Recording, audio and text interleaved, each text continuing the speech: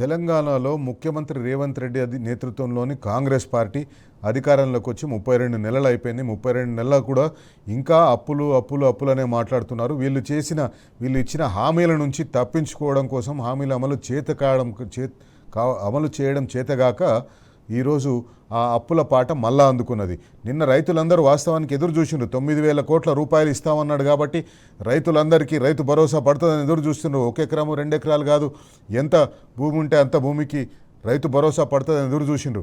కానీ ముఖ్యమంత్రికి నిన్ననే తెలుసు తాను 9,000 కోట్లు వేయలేడు అని. అందుకే ఆ కార్యక్రమంలోనే రేపొద్దున రైతుల ఖాతాల్లో పైసలు పడుతున్నప్పుడు, లేకపోతే పడని రైతుల ఖాతాల్లో పైసలు పడకపోతే రైతులు ఈ ముఖ్యమంత్రి ఇచ్చినవన్నీ ఒకే పిట్టల దొర మాటలు అని చెప్పేసి అని అనుకుంటారని ముందే అప్పుల పాట అందుకున్నాడు. వాస్తవానికి అప్పుల పాట కొత్తది కాదు. క్రిషంక్ గారు వెల్కమ్. మనం చూసినాం, ఏ సందర్భంలో చూసినా ఎక్కడైతే హామీలు అమలు చేయవలసి వస్తుందో, ఎక్కడైతే హామీలు అమలు చేయవలసిన సందర్భం వస్తుందో ఆ హామీలను అమలు చేయలేక ప్రతిసారి ఈ అప్పుల కథలు మొదలు పెడతాడు ముఖ్యమంత్రి. నిన్న కూడా అదే మొదలుపెట్టిండు, తెలంగాణ రాష్ట్ర ప్రజల్ని మరొకసారి మభ్యపెట్టడం కోసం. వాస్తవానికి ఈ అప్పుల స్ట్రాటజీ ఏంది ముఖ్యమంత్రి గారిది? ఎందుకు అప్పుల గురించి మాట్లాడతారు, తెలంగాణని అవమానకరంగా మాట్లాడతారు? ఆయన స్ట్రాటజీ ఏందనిపిస్తుంది మీకు? స్ట్రాటజీ ఆఫ్ ఎస్కేప్ శైలేష్ గారు, సింపుల్, 1 లైన్లో స్ట్రాటజీ ఆఫ్ ఎస్కేప్. శైలేష్ గారు, ముందు 2011లో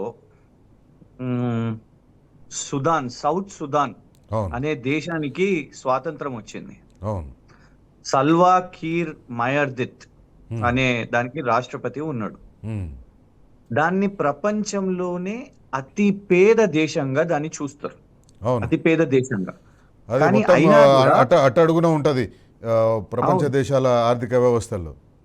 ఎగ్జాక్ట్లీ. అట్లాంటిది ఆ నాయకుడు ఆ దేశాన్ని రిప్రజెంట్ చేసేటప్పుడు వెళ్ళి యునైటెడ్ నేషన్స్ జనరల్ అసెంబ్లీలో కూడా ఆ దేశం యొక్క సోషల్ ఎకనామిక్ డెవలప్మెంట్, వాళ్ళ దగ్గర ఉన్న గనులు, వాళ్ళ దగ్గర ఏమున్నది వాళ్ళ దేశంలో, ఎందుకు ప్రపంచ దేశాలు అక్కడికి రావాలి, వాళ్ళ దగ్గర ఉన్న మైన్స్ కానివ్వండి, మినరల్స్ కానివ్వండి, అంటే అట్లా మార్కెటింగ్ చేసాడు దేశాన్ని. ఈ ప్రపంచంలోనే అతి నిరుపేద దేశం. కానీ ఎందుకు ఆయన సల్వా కీర్ మయర్దిత్ గురించి ఎందుకు చెప్పినా అంటే, ఆయన నుంచి పాఠాలు కాంగ్రెస్ ముఖ్యమంత్రి రేవంత్ రెడ్డి గారు నేర్చుకోవాలి. ఎందుకంటే తెలంగాణ ఈ దేశంలోనే, రిజర్వ్ బ్యాంక్ ఆఫ్ ఇండియా చెప్తుంది, it is the 4th largest contributor to India's economy. అవును కదా, ప్రపంచంలోనే the top 5 economies, Kabhi 4th Kabhi 5th, ప్రపంచంలోనే టాప్ 4-5 ఎకానమీస్ కి ఉన్న భారతదేశంలో 4th లార్జెస్ట్ ఎకానమీ తెలంగాణ రాష్ట్రం అయితే, దానికి చెందిన ముఖ్యమంత్రి ఏమో నా రాష్ట్రం దివాలా తీసింది, నా రాష్ట్రంలో ఎవరు లేరు, నా రాష్ట్రం క్యాన్సర్ గా మారింది, నా రాష్ట్రము ఢిల్లీకి పోతే, నేను 72 సార్లు ఢిల్లీకి పోతే నన్ను పట్టించుకుంటలేరు, దొంగల్లాగా చూస్తున్నారు. నమ్ముతారా? ఇప్పుడు క్రిషంక్ గారు ఒక్క నిమిషం. ఇప్పుడు ఇంతకు మీరు సౌత్ సుడాన్ అని చెప్పిండ్రు కదా, వాస్తవానికి సౌత్ సుడాన్ తెలంగాణకు కంపారిజనే కాదు. ఎందుకంటే ఇప్పుడే డీటెయిల్ చూస్తే South Sudan total economy size South సుడాన్ది $6.04 బిలియన్ ఉంటే తెలంగాణ ఎకానమీ $212.6 బిలియన్. మీరు చూడండి ఎంత అంటే దాదాపు $2,206 బిలియన్ ఎక్కువ ఉంది సౌత్ సుడాన్ ఎకానమీ కన్నా. అంతటి పేదరికంలో ఉన్న ఒక దేశ ప్రధానమంత్రి కూడా ఆయన దేశం గురించి తప్పుగా మాట్లాడలేదు. కానీ ఇంత అద్భుతంగా తెలంగాణ రాష్ట్ర ఎకానమీ ఉంటే ముఖ్యమంత్రి రేవంత్ రెడ్డి గారు పోయి మాత్రం తెలంగాణ రాష్ట్ర ఎకానమీ మీద ఇష్టం వచ్చినట్టు మాట్లాడుతుంది. ఎగ్జాక్ట్లీ. అండ్ వాళ్ళు కొట్లాడి దేశాన్ని తెచ్చుకున్నారు. ఇంకా కొట్లాడి 2011లో వాళ్ళకి స్వాతంత్రం వచ్చింది. మనం ఇంకా రాష్ట్రం, దేశం కూడా కాదు. అంటే మనం అంత అగ్రగామిగా ఉండి అసలు 1, 2 ఎన్ని కితాబులు అండి. హూ ఇస్ రేవంత్ రెడ్డి గారు? సరే, కాంగ్రెస్ పార్టీ ఆయనను ముఖ్యమంత్రిగా ఎంచుకున్నది కాబట్టి ఆయనకు వాళ్ళ ఏఐసిసి ముఖ్యమంత్రిగా ఇచ్చారు కాబట్టి ఓకే. గానీ అసలు తెలంగాణ రాష్ట్రానికి సర్టిఫికేట్ ఇవ్వడానికి రేవంత్ రెడ్డి గారి క్రెడెన్షియల్స్ ఏంటి? అశ్విని కుమార్ గారు, general manager of food corporation of India, Telangana is rice bowl of India అని అన్నారు. కోవిడ్ సమయంలో కూడా ఇతర రాష్ట్రాలకు వ్యవసాయం ఆకకుండా ఆనాటి గౌరవ ముఖ్యమంత్రి కేసీఆర్ గారు రైట్ ఫ్రమ్ పెట్టుబడి సహాయం నుంచి మొదలు పెట్టుకుంటే అసలు రేవంత్ రెడ్డి గారికి వ్యవసాయం గురించి ఏం అర్థమవుతుందండి? వ్యవసాయం గురించి మనం మాట్లాడుకుంటే అదొక ఫేజ్ లాంటిది. రైట్ ఫ్రమ్ పెట్టుబడి నుంచి మొదలు పెట్టుకుంటే పెట్టుబడుల తర్వాత ఎలాంటి యూరియా ఇబ్బందులు లేకుండా, ఎలాంటి నీటి ఇబ్బందులు లేకుండా, ఎలాంటి కరెంటు కోతలు లేకుండా, ఎలాంటి గోనె సంచుల ఇబ్బందులు లేకుండా రైట్ ఫ్రమ్ పెట్టుబడి నుంచి మొదలు పెట్టుకుంటే పంట కొనుగోలు వరకు పక్కడ్బందీగా ఒక ప్రణాళిక కేసీఆర్ గారు చేశారు. కానీ నువ్వు అసలు ఏం మాట్లాడాలి రేవంత్ రెడ్డి గారి గురించి? నాకు ఆశ్చర్యపోతున్నా నేను. అదే వేదిక నుంచి రేవంత్ రెడ్డి గారు కేసీఆర్ గారిని చాలా చిల్లరగా ఏదో సినిమాలో విలన్ లాగా మాట్లాడుతూ నేను బంధించిన ఆయనని అని అంటారు. కానీ నీ వేదిక నుంచే మీ వ్యవసాయ శాఖ మంత్రి, కాంగ్రెస్ వ్యవసాయ శాఖ మంత్రి తుమ్మల నాగేశ్వరరావు గారు ఒప్పుకుంటారు, 3వ పంట మొన్న యాసంగి కూడా మేము ఎగ్గొట్టినాం, రైతు బంధు ఎగ్గొట్టినాం అని చెప్తున్నాడు ఆయన. అదే కదా ఎగ్గొట్టినరు. సో ఇవాళ కేసీఆర్ గారు ఎన్ని ఇబ్బందులున్నా, అరే నీకు ఇవాళ ఏమి ఇబ్బందులు ఉన్నాయండి? ఆనాడు కేసీఆర్ గారికి 2014 తెలంగాణ రాష్ట్రం ఏర్పడ్డ తర్వాత కేంద్రం నుంచి ఎక్కడ కూడా సపోర్ట్ లేదు కదా. నువ్వేమన్నా చెప్పుకుంటివి, నేను రిసీవ్ చేస్తున్నా, నా బడాబాయ్ ఆయనే, నేను ఎయిర్పోర్టుకు పోతున్నా, నాకు ప్రధాని నుంచి చాలా మంచి సంబంధాలు ఉన్నాయి, గత ప్రభుత్వం ఘర్షణ పెట్టుకున్నది, అందుకే గత ప్రభుత్వానికి కాలేదు. ఎస్, గత ప్రభుత్వానికి కాకపోయినా ఏనాడు రైతులకు ఇబ్బంది కాలేదు, ఏనాడు ఎన్నో సెక్టర్స్ కి ఇబ్బంది కాలేదు, కరెంటు ఇబ్బందులు కాలేదు, ఏనాడు ఇన్వెస్ట్మెంట్స్ కి ఇబ్బంది కాలేదు. కానీ ఇవాళ నువ్వు అన్నిటికీ సాకులు మాట్లాడుతున్నావు, నువ్వు ఏది చెప్పినా సాకులు అని చెప్తున్నావు. ఇవాళ చాలా చోట్ల బయనికేదో చెప్తున్నారు కానీ ఎంతో మంది ఉద్యోగాల్లో మనం చెప్తున్నాం, మొన్న మాట్లాడుకుంటున్నాం, ఈవెన్ ఆశా వర్కర్స్ కి డిలే కానివ్వండి, జీతాల విషయం మీద, ఇటు రైతుల విషయం మీద కానివ్వండి, వాళ్లకు కీలకమైన ఈ పంట మనదొక అగ్రేరియన్ స్టేట్ కదా శైలేష్ గారు. అగ్రేరియన్ స్టేట్ లోనే నువ్వు వ్యవసాయంని నిర్వీర్యం చేస్తూ నేను రైతు బంధు వెయ్యను, దానికి కారణం ఇది, దానికి ఇది సాకిది. మరి ఒకటే చెప్తున్నాను, ఆనాడు నేను ఇదే ప్రశ్న చేసిరు చాలా మంది మీడియా వాళ్ళు, కాంక్లేవ్స్ పెట్టి మరి మిమ్మల్ని అడిగారు, మీరు ఇన్ని లక్షల కోట్లకు చెందిన డిక్లరేషన్లు బీసీ డిక్లరేషన్ అంట ఎవరు? సిద్ధరామయ్య గారు. ఎస్సీ డిక్లరేషన్ అంట ఎవరు? ఖర్గే గారు. యూత్ డిక్లరేషన్ అంట ప్రియాంక గాంధీ గారు. రైతు డిక్లరేషన్ అంట ఎవరు? మన రాహుల్ గాంధీ గారు వరంగల్లో. మైనారిటీ డిక్లరేషన్ అంట సల్మాన్ ఖుర్షీద్ గారు. ఇవాళ అవన్నిటి గురించి అసలు ఆ పదాలు కూడా తీస్తలేరు కదా. ఆనాడు మీకు తెలియదా? ఆనాడు మిమ్మల్ని అడిగిరు కూడా, ఇంత ఖర్చు అవుతుంది అని అంటే, నాకు తెలుసు, నేను తేయగలుగుతా, ఇంత పొటెన్షియల్ ఉంది, ఇంత చేయగలుగుతాను అని చెప్పినోనివి ఇవాళ ప్లేట్ ఎందుకు పిరాయించినావు? యూటర్న్ ఎందుకు తీసుకున్నావు? చేతులు ఎందుకు ఎత్తేస్తున్నావు? కార్డ్ ఎందుకు ఎత్తేస్తున్నావు? ఎందుకు చాతనైతే లేదు నీకు? ఎస్, బరాబర్ చాతనైతే లేదు. ఇవాళ నిన్ను నమ్ముతలేరని నువ్వు అంటావు. మొన్న 2 సంవత్సరాలు అవుతుంది. నమ్ముతలేరు కాదు, కిషన్ గారు ఏమంటారంటే నాకు ఇజ్జత్ ఇస్తలేరు ఎవరు అని చెప్పేసి అంటాడు. ఇజ్జత్ నువ్వు నీ గురించి గొప్పగా చెప్పుకున్నప్పుడు ఎవడైనా నీకు ఇజ్జత్ ఇస్తాడు, కానీ నీ గురించి నువ్వు తక్కువ చేసి మాట్లాడుకొని, నీ గురించి నువ్వు అనరాని మాటలు నువ్వే అనుకొని, లేకపోతే నువ్వు ఏ రాష్ట్రానికైతే ముఖ్యమంత్రిగా ఉన్నావో ఆ రాష్ట్రం చాలా దయనీయ పరిస్థితుల్లో ఉందని చెప్పేసి నువ్వే చెప్పుకున్నప్పుడు నీకు ఇజ్జత్ ఎవడిస్తాడు? శైలేష్ గారు, ఆన్ సీరియస్ నోట్, 2014 నుంచి 2023 ఈ దేశంలో ఎవ్వరికి కూడా, ఇంకా గట్టిగా చెప్పాలంటే ఎవ్వరికి కూడా ధైర్యం లేకుండా తెలంగాణ గురించి చెడ్డగా మాట్లాడడానికి, మాట్లాడిన ప్రతి ఒక్కళ్ళైనా దేశంలో పార్లమెంటే గర్వంగా తెలంగాణను కొనియాడింది. పదవుల్లో ఉన్న వాళ్ళు, కాన్స్టిట్యూషనల్ పోస్టులలో ఉన్న వాళ్ళు తెలంగాణ గురించి గొప్పగా మాట్లాడారు. ప్రధానమంత్రి నరేంద్ర మోదీ గారు గొప్పగా మాట్లాడారు. తెలంగాణ యొక్క మిషన్ కాకతీయ గురించి, తెలంగాణ యొక్క మిషన్ భగీరథ గురించి గొప్పగా మాట్లాడారు. కేంద్రంలో ఉన్న స్వచ్ఛ సర్వేక్షణ అవార్డులు తెలంగాణ రాష్ట్రానికి వచ్చినాయి. జలవనరుల శాఖ మంత్రులు తెలంగాణ గురించి గొప్పగా మాట్లాడారు. రిజర్వ్ బ్యాంక్ ఆఫ్ ఇండియా ఒక ప్రత్యేకంగా case of study of state finances అని పుస్తకం చేసినప్పుడు అందులో ప్రత్యేక స్టడీ తెలంగాణ రాష్ట్రం గురించి, వీళ్ళు 33 సంవత్సరాల కోసం అప్పు తీసుకున్న 14 సంవత్సరాల్లోనే కట్టే సామర్థ్యం తెలంగాణ రాష్ట్రానికి ఉంది. ఎందుకంటే వీళ్ళు అసెట్స్ నిర్మాణం చేస్తున్నారని రిజర్వ్ బ్యాంక్ ఆఫ్ ఇండియా గొప్పగా మాట్లాడిందండి. Telangana was a case study.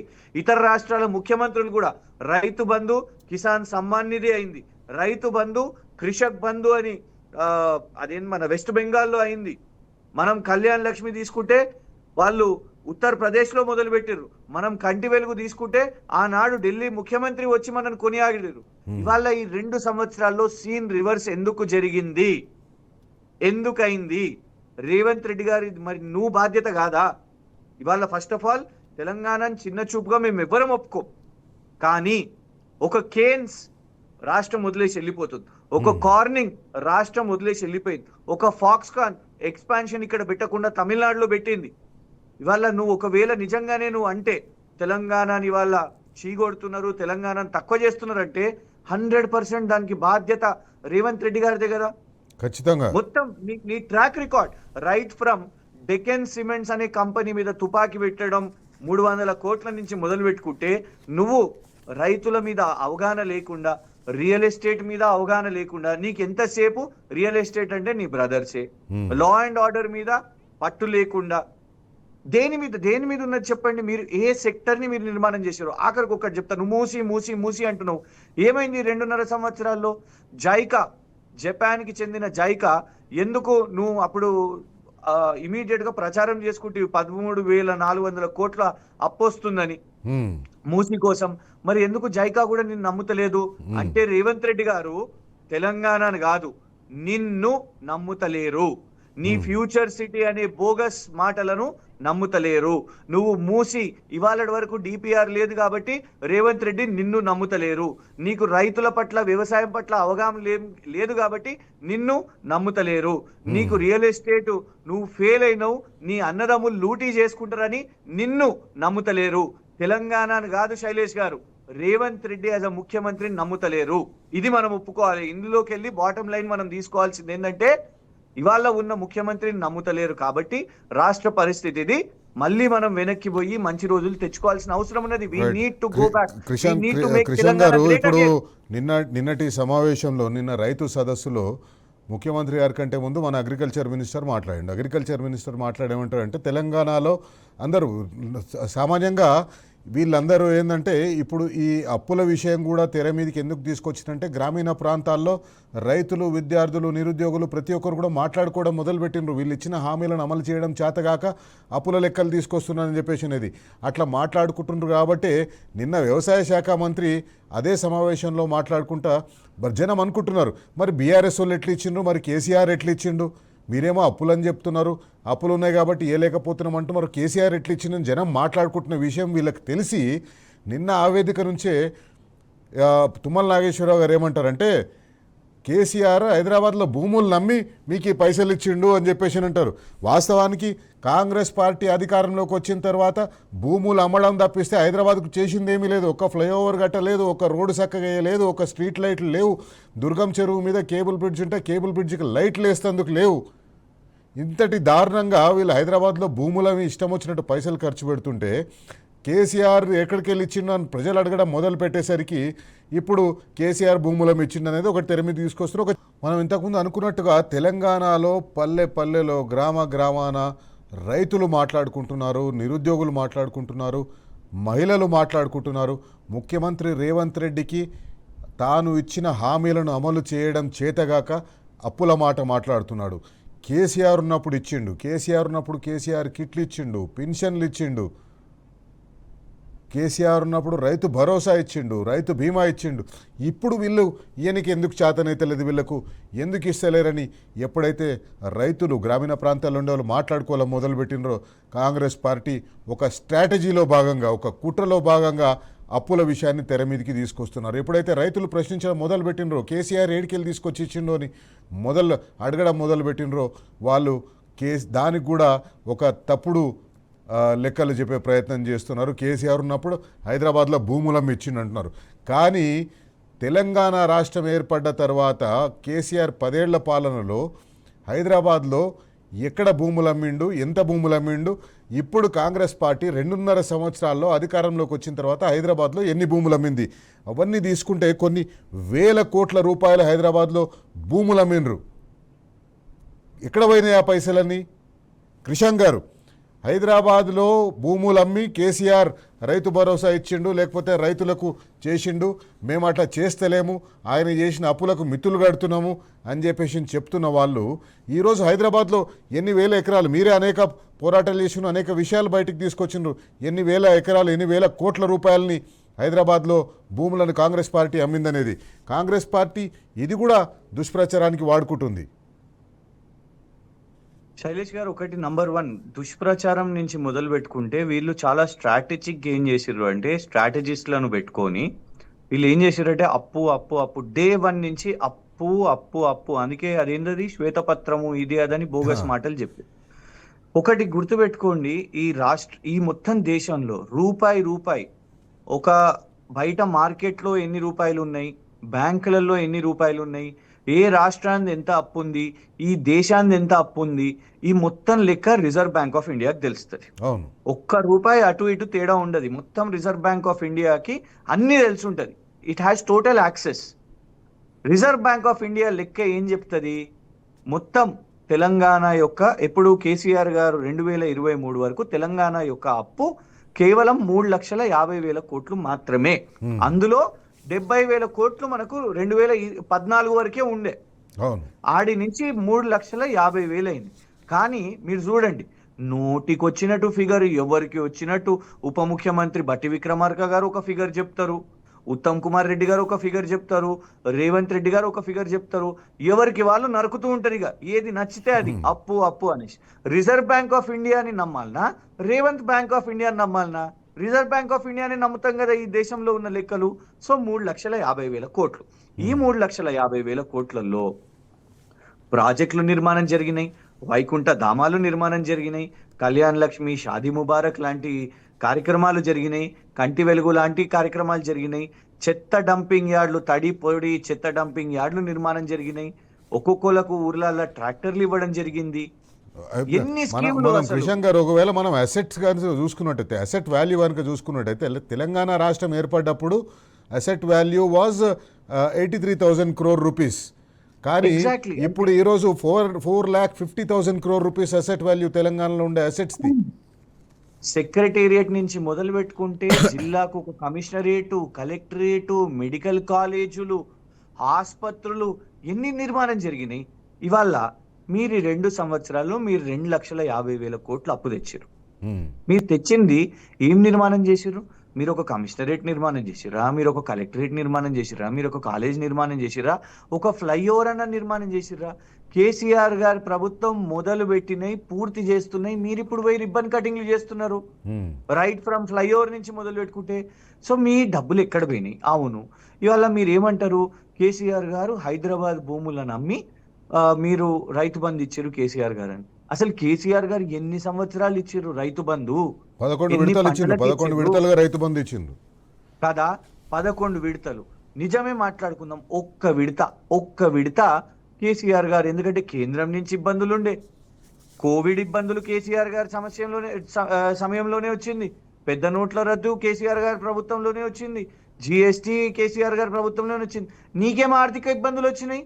అయినా కూడా ఇబ్బంది కావద్దు అని అవును భూమి అమ్మి ఇక్కడికి ప్రైవేట్కి వెళ్ళలేదుగా, నేరుగా రైతులకే వెళ్ళింది. వాళ్ళే చెప్తున్నారు రైతులకే వెళ్ళింది. కానీ నీ పైసలు ఎక్కడికి పోతున్నాయి? నీకే ఆర్థిక ఇబ్బంది లేదు, నీకే లాక్డౌను లేదు, నీకు కేంద్రం చాలా మంచిగా ఉంది, నిన్ను చోటాబాయి లాగా చూసుకుంటుంది. మరి నువ్వు ఏం నిర్మాణం చేసినావు? ఈ 2,50,000 కోట్లు అన్ని అబద్ధాలే చెప్తున్నావు. మిత్తి కూడా కిషన్ గారు 2,50,000 కోట్లు కాదు, ముఖ్యమంత్రి గారే అసెంబ్లీలో చెప్పింది 3,80,000 కోట్లు ఏమో చెప్పిండు. ఆయన్నే స్వయంగా చెప్పిండు అసెంబ్లీలో. మనం చెప్పిన లెక్కలు కాదు, టీ న్యూస్ చెప్పిన లెక్కలు కాదు.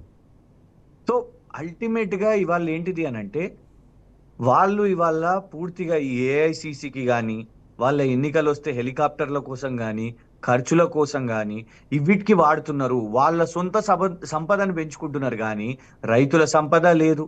ఉద్యోగులను మీరు ఉద్యోగులు అడిగినా కూడా నన్ను కోసుకొని తిన్నా రాదు, ఎవరికి వస్తుంది మరి? ఎవరికి ఏం చేస్తున్నావు నువ్వు చెప్పు. నువ్వు చేసిన అప్పు ఎవరికి పెడుతున్నావు నువ్వు? రైతులకు పెట్టను అంటావు, ఉద్యోగులకు పెట్టను అంటావు, యువతకు పెట్టను అంటావు. జాబ్ నోటిఫికేషన్లు ఇస్తే దానికి జీతాలు ఖర్చు అవుతాయని అది నువ్వు జాబ్ నోటిఫికేషన్లు పెంచుతలేవు.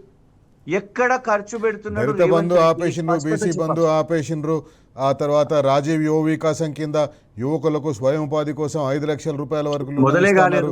అవి ఆపేసింది. అసలు ఏమి లేదు. తీసుకొచ్చిన అప్పులన్నీ ఎక్కడికి పోతున్నాయి?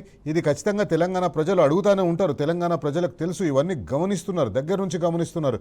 ఎప్పుడైతే ముఖ్యమంత్రి అప్పుల విషయం మాట్లాడుతుండో ఈ లెక్కలన్నీ కూడా బయటకు వస్తున్నాయి. ఈ లెక్కలన్నీ కూడా ప్రతి గ్రామీణ ప్రాంతంలో ఉండే ప్రతి ఒక్కరు కూడా అడుగుతున్నారు. ముఖ్యమంత్రి రేవంత్ రెడ్డి గారు తాను ఇచ్చిన హామీలను అమలు చేయలేక ఈరోజు అప్పుల పాట అందుకున్నారని చెప్పేసి తెలంగాణ రాష్ట్రంలో ఉండే ప్రతి ఒక్కరికి కూడా తెలిసిపోయింది. ప్రతి ఒక్కరు కూడా ఇదే విషయం మాట్లాడుకుంటున్నారు. ముఖ్యమంత్రి రేవంత్ రెడ్డికి చేతనైతే లేదు, పరిపాలన చేతనైతే లేదు, ఇచ్చిన హామీలు అమలు చేయడం చేతనైతే లేదు. ఇచ్చిన హామీలు పక్కన పెట్టండి, అంతకుముందు కేసీఆర్ ముఖ్యమంత్రిగా ఉన్నప్పుడు వచ్చిన పథకాలే ఇప్పుడు వస్తలేవు అని చెప్పేసి అనేది. కేసీఆర్ గారు హైదరాబాద్లో ఒక 4 టిమ్స్ హాస్పిటల్ కడితే ఆ టిమ్స్ హాస్పిటల్లో ఎక్విప్మెంట్ కొనలేకపోతుంది ప్రభుత్వం. ఆ టిమ్స్ హాస్పిటల్కు ఉద్యోగులను నియమించలేకపోతుంది ప్రభుత్వం. మళ్ళీ ఏమనంటే అప్పుల మాట మాట్లాడతారు. కేసీఆర్ ఏమైనా జేబులకి వెళ్ళి ఇచ్చిండా అని మాట్లాడిన కాంగ్రెస్ పార్టీ నాయకులను ఈరోజు గ్రామీణ ప్రాంతాల్లో ప్రతి గ్రామంలో కూడా ప్రజలు నిలదీస్తున్నారు, ప్రజలు ప్రశ్నిస్తున్నారు. ఎందుకు కేసీఆర్ ఇవ్వగలిగినప్పుడు మీరు ఇవ్వలేకపోతున్నారు? అనవసరంగా అప్పుల మాటలు చెప్పి తప్పుల లెక్కలు చెప్పి ఈరోజు తెలంగాణ రాష్ట్రాన్ని కించపరుస్తున్నది. క్రిషాంక్ గారు, గ్రామీణ ప్రాంతాల్లో ప్రజలు కానివ్వండి, లేకపోతే ఇంతకుముందు మనం అనుకున్నాం అనేక హామీలు ఇచ్చిండ్రు. రైతు బంధు ఆగిపోయింది, లేదా రైతు బీమా ఆగిపోయింది, తర్వాత దళిత బంధు ఆగిపోయింది, బీసీ బంధు ఆగిపోయింది, రాజీవ్ వికాసం మొదలు పెడతాన్నారు, రానేలేదు. ఈ పైసలు ఏవి వీళ్ళ దగ్గర ఇస్తందుకు లేవు. ఇస్తందుకు లేకనే వీళ్ళు ఈరోజు తీసుకొచ్చిన అప్పుల గురించి మాట్లాడుతున్నారు. అప్పుల గురించి తప్పుడు లెక్కలు చెప్పించుకొని తప్పించుకోవాలని చూస్తున్నారు. కరెక్టా? 100% కరెక్ట్. తప్పించుకోవాలని ప్రయత్నం చేస్తున్నారు. వాళ్ళ డిక్లరేషన్స్ ని చెయ్యలేరు, వాళ్ళ 420 ప్రామిసెస్ ని చెయ్యలేరు కాబట్టి తప్పించుకోవాలని ప్రయత్నం చేస్తున్నారు. ఎందుకు చెప్తాను శైలేష్ గారు, మనం ఇంకొకటి కూడా ఆలోచించాల్సిన అవసరం ఉన్నది. తెలంగాణ పరిస్థితి చాలా ఘోరంగా ఉంది అని నువ్వు క్యాంపెయిన్ చేస్తున్నావు. తెలంగాణ నమ్ముతలేరు, తెలంగాణ క్యాన్సర్ పేషెంట్ ఉంది, తెలంగాణ దొంగల్లాగా చూస్తున్నారు అని నువ్వే అంటావు.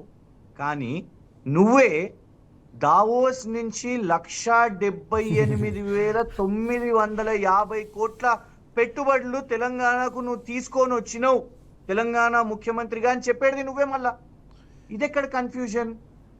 ఇది రేవంత్ రెడ్డి గారు సమాధానం చెప్పాలి. తెలంగాణ నమ్ముతలేరు అని నువ్వే అంటావు.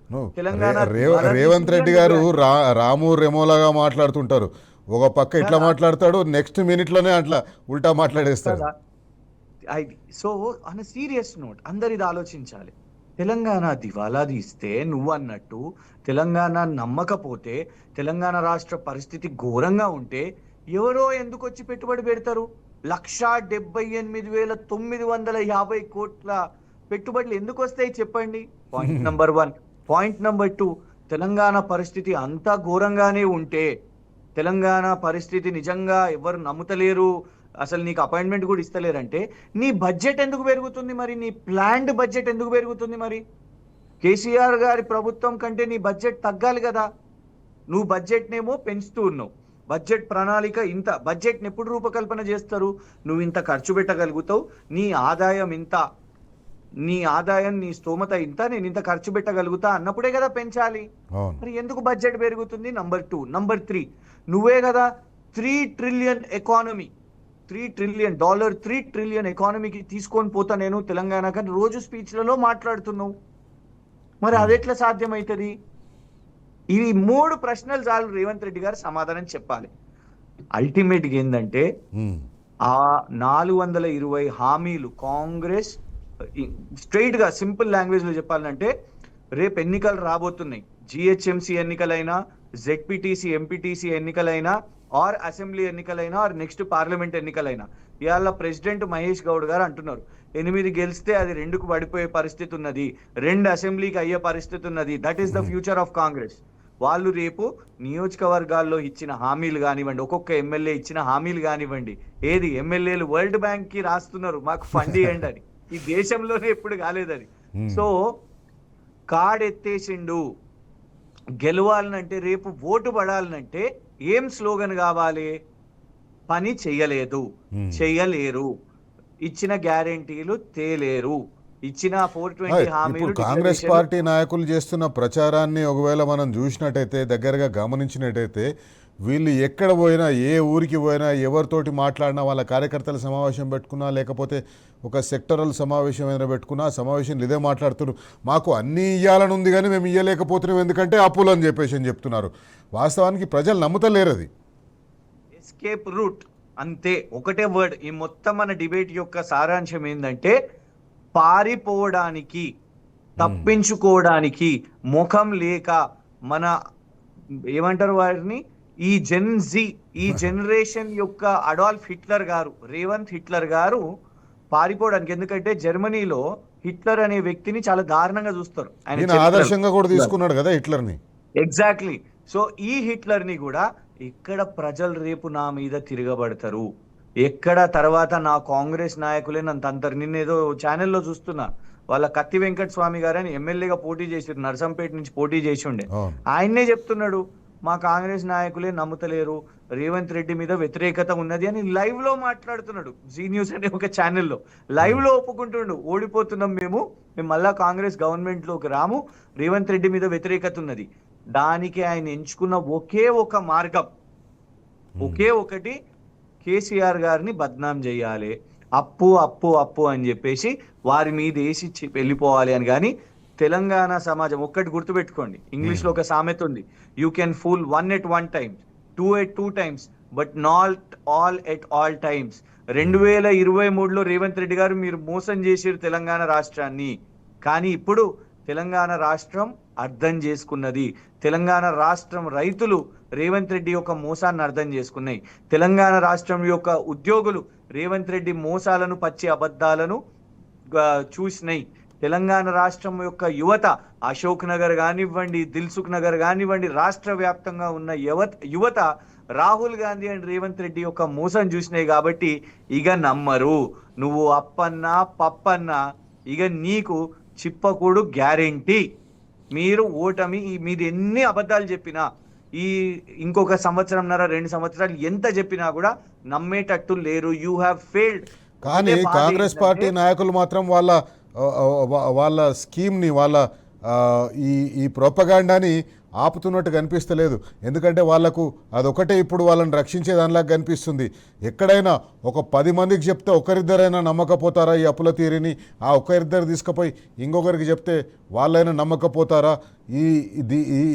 ఈ దారి చూసుకొని ఈ దారిలో తప్పించుకోవడం కోసమే కాంగ్రెస్ పార్టీ చేస్తున్నట్టుగా కనిపిస్తుంది. ఏమంటారు? దానికోసమే ఆ సునీల్ కనుగోలు అనే స్ట్రాటజీస్ ని తెచ్చుకున్నారు కదా, ఆయన సలహాదారుగా చేయాలనే ప్రయత్నం చేస్తున్నారు.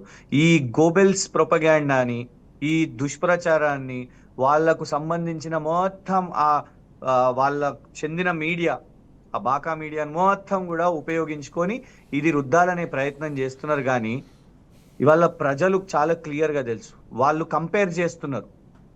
అప్పుడు కేసీఆర్ గారి పాలనలో ఒకరుగా ఇంతకుముందు మాట్లాడని మంత్రులు కూడా ఇప్పుడు అప్పుల విషయాన్ని చాలా పెద్దగా చేసి మాట్లాడుతున్నారు. ఎందుకంటే కాంగ్రెస్ పార్టీ ఒక స్ట్రాటజీ చేసినట్టుగా అనిపిస్తుంది.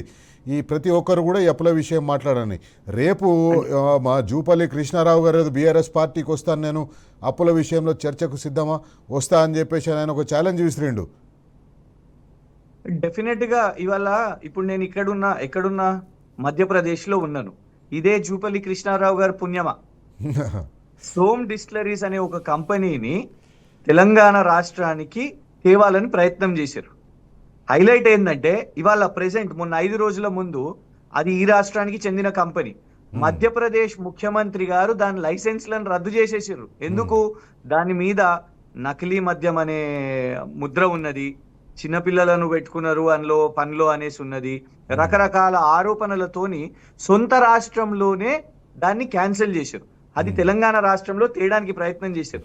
ఆనాడు టీ న్యూస్, నమస్తే తెలంగాణ, బీఆర్ఎస్ గా మేము దాన్ని పోరాటం చేస్తే అప్పుడు దొడ్డిదారిన కాంగ్రెస్ ప్రభుత్వం మీద వాళ్ళకు సిగ్గుపోయి దాన్ని క్యాన్సిల్ చేసుకున్నారు. క్యాన్సిల్ చేసుకొని ఏం చేసిర్రు, ఇక్కడ నా మీద కేసేసారు, నా మీద డిఫమేషన్ కేసేసారు. ఇవాళ నేను ఇప్పుడు మీతో మాట్లాడుతున్నప్పుడు నేను యాక్చువల్లీ భోపాల్లో ఉన్నా.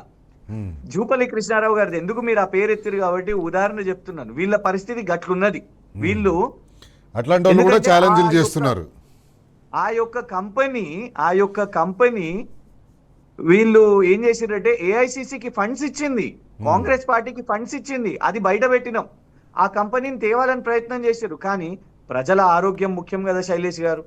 ఇవాళ సొంత మధ్యప్రదేశ్ రాష్ట్రంలోనే దాన్ని చీగొట్టి ముఖ్యమంత్రి క్యాన్సిల్ చేసి దాని మీద విచారణకు ఆదేశిస్తే మన తెలంగాణలో దాన్ని తీసుకురావాలనా? నేను డెఫినెట్ గా ఎదుర్కొంటా. ఇప్పుడు నాకు హైదరాబాద్ నుంచి వదిలేసి నేను ఇక్కడ భోపాల్ దాకా వచ్చి నేను కేసు కొట్లాడుతున్నా తెలంగాణ రాష్ట్రం కోసం. బీఆర్ఎస్ లీగల్ సెల్ అయినా కేటీఆర్ గారైనా మాతో పాటు ఉన్నారు, మేము కొట్లాడతాం. కానీ ఈ జూపల్లి కృష్ణారావు గారి ఛాలెంజ్లు ఎట్లుంటాయో చూడండి. ఇట్లుంటాయి. ఇట్లాంటి ఎవ్వరు వచ్చినా కేటీఆర్ గారు కూడా ఛాలెంజ్ యాక్సెప్ట్ చేసిర్రు. ముఖ్యమంత్రి గారిని రమ్మనండి, హౌస్ లో మాట్లాడతారా బయట మాట్లాడతారా? లాస్ట్ టైం ప్రెస్ క్లబ్ లో రాలేదు. హౌస్ అంటే డీవియేట్ చేస్తారు. నేరుగా నువ్వు చేసింది ఏంటిది, నువ్వు అసలు ఎంత తెచ్చినావు, మీరు 3 లక్షల కోట్లు అంటుర్రు, అవి తెచ్చినాయి ఏడ ఖర్చు పెట్టినావు, మాకు కూడా డెవలప్మెంట్. మేము లాస్ట్ టైం ఏం అడిగినాం, మాకు కూడా పవర్ పాయింట్ ఛాన్స్ ఇవ్వండి, మేము ఎక్స్ప్లెయిన్ చేస్తాం, మేము చూపిస్తాం రాష్ట్రానికి రూపాయి ఖర్చు అసెట్ బిల్డింగ్ మీద ఏం అసెట్ నిర్మాణం చేసినామో మేము చూపిస్తాం. నువ్వు ఈ 2 సంవత్సరాల్లో తెచ్చిన 3 లక్షల కోట్ల అప్పు, నువ్వైన ప్రపంచ బ్యాంక్కి, నువ్వైన సౌత్ కొరియాకి, నువ్వైన జపాన్కి, నువ్వైన దుబాయ్కి, నువ్వైన లండన్కి, నువ్వైన యుఎస్ఏకి నువ్వు తెచ్చిన పెట్టుబడులేంది, నువ్వు తెచ్చిన అప్పులేంది, రూపాయి ఎక్కడైందో నువ్వు పవర్ పాయింట్ ప్రెజెంటేషన్ చేయి, బీఆర్ఎస్ కూడా చేస్తుంది. మేము సవాల్కి సిద్ధమే, కానీ ఉట్టి టైంపాస్ సవాళ్ళు వద్దు. ఫేర్ ఉండాలి, నీకు అవకాశం రావాలి, మాకు అవకాశం రావాలి. If they are ready, so be it. Thank you Krishank garu. సమయం మించిపోతుంది, మాట్లాడాల్సింది చాలా ఉంది. మరొక సందర్భంలో మాట్లాడదాం. ఇది ఇవాల్టి బరాబర్ అడుగుదాం. రేపు మరో ముఖ్యమైన అంశంతో మళ్ళీ కలుసుకుందాం. అంతవరకు సెలవు. నమస్తే. జై Telangana. Stay tuned to TV.